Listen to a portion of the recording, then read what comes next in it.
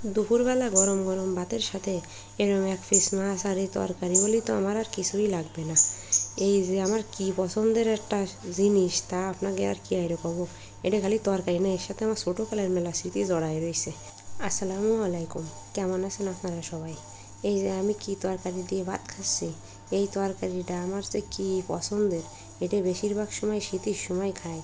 এই তরকারি আগে শীতের সময় রাইন্দে আমার আম্মু সকাল পর্যন্ত অপেক্ষা করতো জমে যাওয়ার জন্য। সকালে যখন জমে যেত এই ঠান্ডা তরকারি যে ঠান্ডা ভাত আর সাইডে পাঁচটা কাঁচামরিচ বাইঙ্গে মাহায় আমাদের ভাই বোনকে আমার আম্মু প্লেটে প্লেটে তুলে দিত। আহ কি মজা যে ছিল!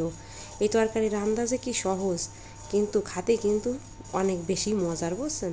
এই দেন এটাই আমি কিন্তু কুইটে এই গরম পানিতে ধুয়ে নিচ্ছি, কারণ এটা একটু ভিজলে ভিজলে থাকে তো।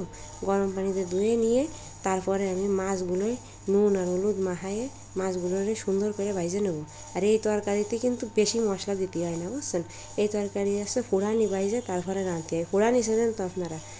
কোন এলাকায় ফুরানি দিয়ে তরকারি রাঁধে, তাহলে আপনারা বুঝবেন যারা চেনেন আর কি। ফুরানি মানে হচ্ছে এই যে পেঁয়াজ রসুন, এই ধরেন আমি ফুরানি বাইজে নিছি, পেঁয়াজ রসুন বাইজে নামানোর আগে কয়টা জিরে দিয়ে দিছি। এই যে মাছগুলো ভাজা হয়ে গেছে।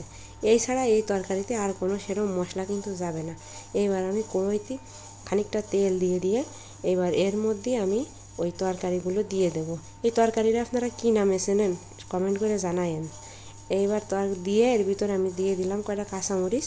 এইবার দিয়ে দেবো খালি লবণ আর হলুদ, আর কোনো মশলা কিন্তু এর মধ্যে যাবে না।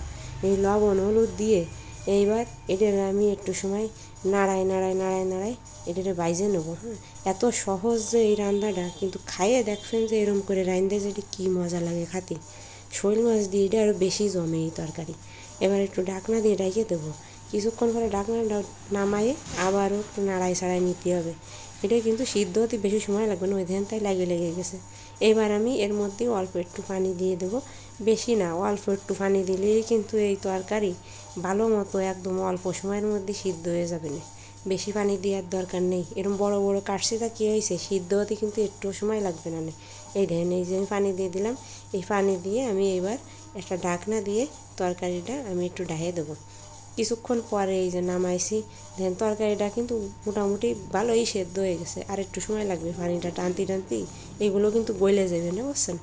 এই যে এবার আমি ঢাকনায় যে নামায় দেখেন, এটা কিন্তু নাড়াতে গেলে এই যে তল দিয়ে কিরম লাগিয়ে গেছে, গলে গেছে, কিন্তু ভেঙে থাইয়ে যাচ্ছে। হ্যাঁ, এই তরকারি ঝোলটা এত ঘন হয় এই যে নরম হওয়ার কারণে। মানে গরম থাকলেই ঘন হয় না, কিন্তু গরম থাকলে পাতলাই থাকে, যে ঠান্ডা হয়ে যায় এত সুন্দর ঘন হয় আর জমে যায় তরকারি। এই তরকারি ঠান্ডা ভাত দিয়ে খেতে বেশি মজা লাগে। আমি এই যে জলের পানি দিয়ে দিলাম, এই তরকারিতে জলের পানির পরিমাণটা একটু বেশি দিতে হয়, কারণ তরকারিটা জলটা জলটা ঘন হয়ে যায় বলে আমি একটু বেশি পরিমাণে এই পানিটা দিয়ে দিচ্ছি। পানি দেওয়া হয়ে গেলে এবারে পানিটা যখন ফুটে উঠেছে, এবার বাইজে রাখা মাছগুলো আমি দিয়ে দিলাম। বাইজে রাখা মাছগুলো দিয়ে এবার একটু নাড়াই দিচ্ছি সুন্দর মতো নাড়াই দিয়ে আমি এবার এই তরকারি একটু সময় অপেক্ষা করব।